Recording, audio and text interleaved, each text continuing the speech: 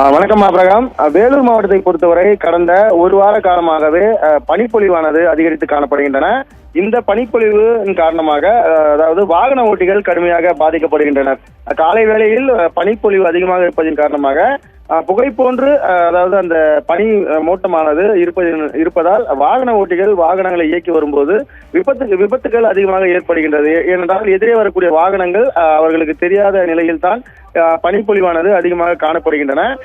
இந்த நிலையில் சிலர் அதாவது வாகனம் ஓட்டி வரும்போது அவர்களுடைய முகப்பு விளக்குகளை எரிவிட்டுவாறு வருகின்றனர். ஆனால் சிலர் அதாவது முகப்பு விளக்குகளை எரிவிட்டு அதாவது எரிய வைக்காமல் வருவதன் காரணமாக இந்த விபத்துகள் ஏற்படுவதாக தெரிய அந்த தகவலானது தொடர்ந்து பரவி வந்தன. இந்த நிலையில் வேலூர் மாவட்டத்தை பொறுத்தவரை மிக முக்கியமான சாலை என்று பார்த்தோம்னால் தேசிய நெடுஞ்சாலை தான். அதாவது சென்னையிலிருந்து பெங்களூரு போகக்கூடிய தேசிய நெடுஞ்சாலை தான். இந்த தேசிய நெடுஞ்சாலையில் அதிக வாகனங்கள் சென்னையிலிருந்து பெங்களூருக்கும் பெங்களூரிலிருந்து சென்னைக்கும் அதிக வாகனங்கள் சென்று வருகின்றன. இந்த நிலையில் பள்ளிகொண்டா அருகாமையில் இருக்கக்கூடிய சுங்கச்சாவடியில் பார்த்தோம்னால் இன்று விழிப்புணர்வானது ஏற்படுத்தப்பட்டன. இதற்கான காரணம் என்னவென்று பார்த்தோம்னால் காலை வேளையில் அதிக பனிப்பொழிவின் காரணமாக வாகனங்கள் அதிவேகமாக தேசிய நெடுஞ்சாலையில் அதிவேகமாக வரக்கூடிய சூழல் இருக்கின்றன.